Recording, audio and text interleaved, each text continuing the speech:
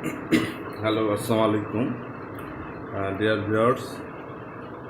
আজকে listen second আমি আপনাদের সামনে হাজির হয়েছি লিসেন সেকেন্ড নিয়ে বা lesson-2 নিয়ে।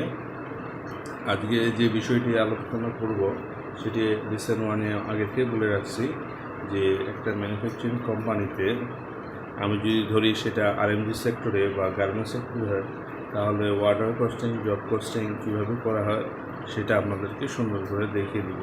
আপনারা অনেকেই আছেন আইসিএমএতে জব করেন, কস্ট ম্যানেজমেন্ট অ্যাকাউন্টেন্ট হবেন, তো সেক্ষেত্রে স্ট্যান্ডার্ড অনুযায়ী আপনারা অনেক কিছু বই খাতে পাবেন, কিন্তু অ্যাকচুয়ালি প্র্যাকটিক্যালি ফিজিক্যালি কাজ করলে ম্যানেজমেন্ট কী চায়, কোন বিষয়গুলো ম্যানেজমেন্টকে অবহিত করা লাগে, সেই জিনিসগুলো কস্টিংয়ের মাধ্যমে আমরা সুন্দর করে একটা অর্ডারে পেতে পারি। তো আজকে আমি আপনাদের সামনে যে জিনিসগুলো তুলে ধরবো, আমি আমার ফার্স্ট লেসনে আপনাদেরকে যে সংক্ষিপ্ত কিছু ওয়ার্ড দিয়েছিলাম, খুবই সিএম, সিএমপি, এইভাবে কিছু ওয়ার্ড ছিল, সেগুলো আমি আপনাদের সেখান থেকে শুরু করেছিলাম। এবং আমার স্টাইল ছিল এইচএনএম বায়ার ছিল, সেটা স্টাইলগুলো ছিল এইভাবে। একটা স্টাইলের আন্ডারে পিও থাকতে পারে অনেকগুলো, বা একটা পিওর আন্ডারে স্টাইল থাকতে পারে অনেকগুলো। হোয়াট এভার যেটাই হোক না কেন, আমি আপনাদেরকে শুধু থিমটা জানিয়ে দিচ্ছি যে কীভাবে করা হয়। ধরে নেন একটা মার্কেটিং ডিপার্টমেন্ট এইচএনএমের কাছ থেকে একটা অর্ডার অ্যাকসেপ্ট করছে। সেটা অর্ডার কীভাবে মানে আপনারা অ্যাকসেপ্ট করে সেই প্রসিডিউরগুলো আরও আছে অনেক সামনে, সেগুলো আমি আপনাদের লিসেনের মধ্যে আলোচনা করে দেব। তো মূলত আপনাদের স্যাম্পল টেস্ট, অনেকগুলো স্যাম্পল হয়, বেসিক স্যাম্পল স্যাম্পলিংয়ের মাধ্যমে একটা অর্ডার কনফার্মেশন হয়। প্রথমে ধরে একটা অর্ডার কনফার্মেশন হয়েছে, সেই অর্ডারটা 10,000 পিসে, এটা হচ্ছে অ্যাপোভি প্রাইস হচ্ছে, অ্যাপোভি ভ্যালু হচ্ছে $18,500।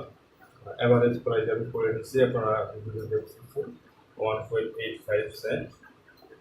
এখানে পিও হচ্ছে পিও ওয়ানে আছে 1,000 কোয়ান্টিটি, পিও টুতে 1500, 500, 400 এভাবে 5টা পিও নেওয়া হয়েছে। তো এই হচ্ছে বিভিন্ন পিওগুলো আপনাদের হতে পারে আপনার স্টাইল বেস, সাইজ বেস। যাই হোক, আমরা দেখি যে এই পিওটা, এইটা হচ্ছে মার্কেট ডিপার্টমেন্ট একটা অর্ডার দিয়েছে। এখানে ট্রান্সপোর্টেশন অনেক থাকে, এক্সপোর্টেন্সের মাধ্যমে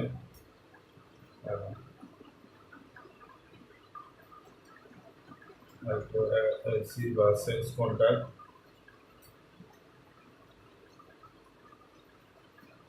or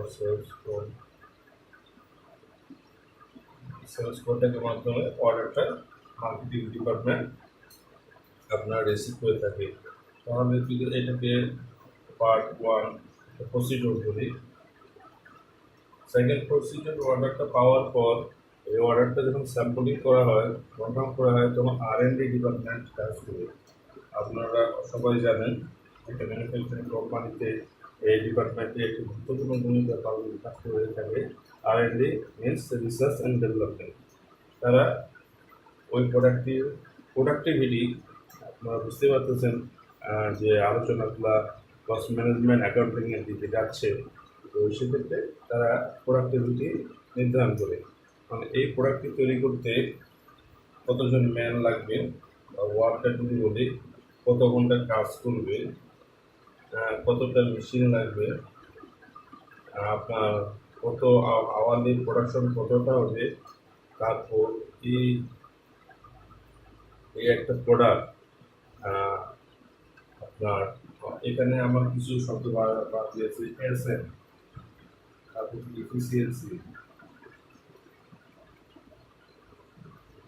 ইফিসিয়েন্সি, এই জিনিসগুলো আসবে। এটার এই প্রোডাক্টটার অ্যাসেম্ব করতে হবে, স্ট্যান্ডার্ড মিনিট করতে হবে। স্ট্যান্ডার্ড মিনিট বলতে একটা প্রোডাক্ট আমাদের ম্যানুফ্যাকচারিং কোম্পানিতে প্রোডাকশন যখন হয় তার লাইন বেজ হয়।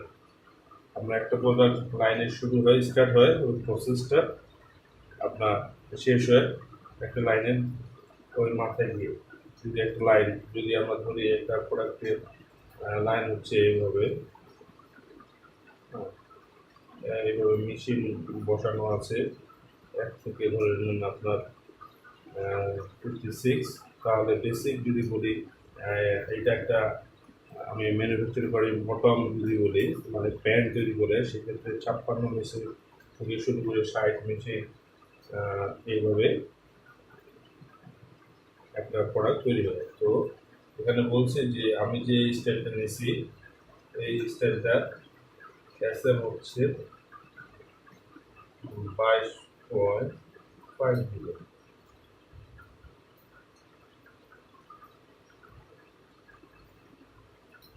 এই প্রোডাক্টটি করতে 22 মিনিট সময় লাগবে।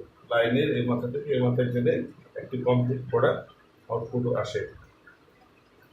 তো এটার ইফিসিয়েন্সি বাই করার সূত্র আমি দিয়ে দিয়েছি এখানে। তাহলে এটার ইফিসিয়েন্সি কত হয়? এটা হচ্ছে গার্মেন্টসের ভাষায়, অ্যাকচুয়ালি অ্যাকাউন্টসে এটা মিলবে না। তো আপনারা বেশি কনফ্লিক্টে না যেয়ে এটা ধরে রাখেন যে ইফিসিয়েন্সিটা গার্মেন্টসে R&D ডিপার্টমেন্ট এইভাবে ধরে থাকে। সেটা হচ্ছে আপনার প্রোডাকশন পাওয়ার আওয়ারে কত ইন্টু এসএমকে দিয়ে দিচ্ছে মাল্টিপ্লাই করছে ডিভাইডেড বাই ম্যান প্লাস 60 মানে 60 মিনিট। তাহলে পার্সেন্টেজটা চলে আসবে 53%। R&D ডিপার্টমেন্ট অ্যানাউন্স করবে যে 53%-এর আপনার 53% ইজ এফিসিয়েন্সি প্রোডাক্ট। তো এ হচ্ছে আপনার R&D থেকে আপনার একটা তথ্য নেওয়া লাগবে। আমরা মূলত এই পিওটার কস্টিং করবো, আপনার দেখাচ্ছি PO1-এর 1000 পিসে। তো আপনার প্রোডাক্টিভিটি ইনফরমেশন দেওয়ার পর আপনার এটা প্রোডাকশনে চলে যাবে, প্রোডাকশন ফ্লোরে চলে যাবে। সেখানে প্রোডাকশন ম্যানেজার এই জিনিসটা অবগত করবে তার প্রোডাকশন পিপলদের কাছে। মূলত একটা ফ্লোরে একটা কোম্পানিতে, একটা ম্যানুফ্যাকচারিং কোম্পানিতে বা একটা আপনার গার্মেন্টস সেক্টরে প্রোডাকশন যখন শুরু হবে তখন এটা একটা বিশাল প্রসেস আছে, অনেক প্ল্যানিং আছে।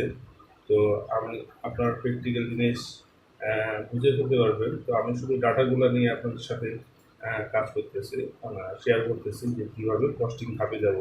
আজকে আপনাদের সামনে রিসেন্টলি শুধু জাস্ট ডাটাগুলো কীভাবে পুল করতে হয় সেগুলো আপনার সামনে তুলে ধরতেছি। তো আপনাদের যদি ভালো লাগে থাকে তো অবশ্যই আমার এটি শেয়ার এবং সাবস্ক্রাইব করবেন, সাবস্ক্রাইব করতে ভুলবেন না। আপনারা সঙ্গে থাকলে আমি আপনাদেরকে আরও সুন্দর সুন্দর তথ্য দিয়ে সাহায্য করতে পারবো। তো প্রোডাকশন পিপল কীভাবে এটাকে আপনার প্রোডাকশনে নিয়ে আসবে তার আগে আমি আপনাদেরকে কিছু জিনিস আবার বলে থাকি। আপনারা SM পাচ্ছেন FOB পার পিস পাচ্ছেন অ্যাভারেজে বা ইন্ডিভিজুয়ালের একটু টোটাল ভ্যালু 1000 পিসের অর্ডার। সেটা প্ল্যানিংয়ের মাধ্যমে কবে শিপমেন্ট হবে, কবে ঢুকবে, কবে কাটিং প্রসেস শুরু হবে, অনেকগুলো ধাপ আছে। আর CM নামে একটা কথা আছে, CMটা ইউজ করে মূলত বায়াররা আমাদেরকে CM তো বললাম যে মার্কেটিংয়ের ভাষায় হচ্ছে মার্চেন্ডাইজিং ভাষায় কাটিং মেকিং চার্জ, শুধু এইটা দিয়ে থাকে, প্লাস সেখানে প্রফিটও ইনক্লুড থাকে। আমি দেখতেছি যে এই অর্ডারটা CM হচ্ছে 6.66। তো $6 মধ্যে আমার প্রফিট কতটুকু আছে সেটা আমরা এই লিসেনের মাধ্যমে শেষে জেনে যাব যে এই অর্ডারটার কস্টিংগুলো কী দাঁড়াচ্ছে। তো এবার আমরা চলে গেলাম মার্কেটিং, এইভাবে অর্ডার নিয়ে এসে প্রোডাক্টিভিটি R&D ডিপার্টমেন্ট তার প্রোডাক্টিভিটি দিল। এবার প্রোডাকশন ফ্লোরে কীভাবে এটাকে আপনারা মানে কাজ করবেন, যে প্রোডাকশন যে হবে সেটা কী তথ্যটা আসবে। কস্টিংয়ের খাতিরে আমি আপনাদেরকে একটা ছোট্ট স্যাম্পল দিচ্ছি। টেবিল, সেটা আপনারা করে নেবেন। ডেট একটা কলাম থাকবে, line, buyer, style, PO, SN, hour, man, machine, production quantity, man hour, hourly rate, total cost. মানে আপনার প্রোডাকশন ফ্লোরে যখন একটা প্রোডাক্টের ইন্ডিভিজুয়াল লাইন ধরে প্রোডাকশন হবে, ইন্ডিভিজুয়াল আওয়ার, মিনিট ধরে, তো ওই মিনিটের ওই লাইনের কস্ট কত সেটা বের করার জন্য এটা। যদি আমরা এখান থেকে মূলত আপনার FOH যদি বলি, FOH পেয়ে যাব, মানে ফ্যাক্টরি ওভারহেডটা এখান থেকে আমরা পুল করবো জব কস্টিং করার জন্য। আপনারা বুঝতেই পারছেন যে আসলে what are I doing। তো আপনাদের সামনে এখন আমি এটা ধরতেছি, যেমন হচ্ছে ডেট 1 1 তারিখ ধরছি, আগস্ট মাসের 1 তারিখ, লাইন 1-এ H&M এর বায়ার H&M এর তথ্য দিচ্ছে একটা, স্টাইল দিচ্ছি, তারপর হচ্ছে PO1 কাজ হচ্ছে, এটা ওয়াটার কোয়ান্টিটি ছিল। আমরা এখানে আরেকটা কলাম ঢুকাইতে পারি, ওয়াটার কোয়ান্টিটি PO সামনে দিব 1000, SM হচ্ছে 22.5 এর তথ্য দিচ্ছি। ওই দিন সারাদিন অ্যাভারেজ করে 10 ঘন্টা কাজ হয়েছে, এরপর ছুটি হয়ে গেছে। যেটা হবে সেটা ক্যালকুলেশন করে এখানে বসাবে, এখানে R&D টিম এই কাজটা করবে। ম্যান হচ্ছে 70 জন ছিল, 70 জন হয়ে গেছে। মেশিন ছিল 56টা, R&D ডিপার্টমেন্ট হচ্ছে 56টা নিয়েছে, কিন্তু অ্যাকচুয়াল প্রোডাকশন হয়েছে 500 পিস। ঠিক আছে, আপনারা বুঝতেছেন যে আসলে কীভাবে কস্টিংয়ের ধাপে আগানো যায়। তো ফার্স্ট ডেতে আমার প্রোডাকশন হলো 5টা হবে, 70 জন ম্যান কাজ করে, যেটার SM ছিল 22, 10 ঘন্টা কাজ করছে। তো আমি ম্যান আওয়ার করে নিয়েছি 700, 10 ইন্টু এই ভোট যদি বলি, এইটা ইন্টু এইটা, তাহলে 700 ম্যান আওয়ার কাজ হয়েছে। সেকেন্ড দিন আপনার H&M এর ওই বাইরের ওই তথ্যগুলো 10.5 ঘন্টা কাজ করে 550 পিস করছে, ম্যান আওয়ার হচ্ছে আপনার 735। টোটাল কাজ হচ্ছে 20 ঘন্টা, 20.5 ঘন্টা, আর ম্যান আওয়ার হচ্ছে 1435 ম্যান আওয়ার। ম্যান আওয়ার কীভাবে করছে, man into hour, man hour 1050 piece production করছে। তো এখানে মূলত কিছু কথা চলে আসে, স্ট্যান্ডার্ড মিনিট কত ইনপুট করলাম আর আপনার অ্যাকচুয়াল মিনিট কত আউটপুট হলো। স্ট্যান্ডার্ড মিনিট মিনস আমাদের SM ছিল হচ্ছে, এখানে আমি বলে দিচ্ছি, SM ইন্টু QC কোয়ান্টিটি, মানে QC পাস কোয়ান্টিটি, যেটা আমি 1050-এ নিয়েছি। 22.5-কে আপনার 1050 দিয়ে গুণ করলে 23,625, 23,625 মিনিট ইনপুট ছিল, মানে 23,600 মিনিটে কাজটা করার কথা ছিল, এই প্রোডাকশনটা করার কথা ছিল। আমাদের এখানে ক্যালকুলেশন করি, তাহলে পার আওয়ারে 170 জন ম্যান কাজ করলে এই পিওটা 1000 কোয়ান্টিটি করবে। সেখানে 1050 পিস করছে, এক্সেস প্রোডাকশন 5% করছে, কারণ এটা ওয়াশে আপনার আরও কিছু কাজে বাইরে যাওয়াতে আপনার কিছু 5% এক্সট্রা করা লাগে, সেটা এফিসিয়েন্সির জন্য কমায় নিয়ে আসাও যায়। তো এখানে 5% অ্যাক্সেস করে আসছে। তো অ্যাকচুয়াল মিনিট 23,625 লাগছে, সরি স্ট্যান্ডার্ড মিনিট।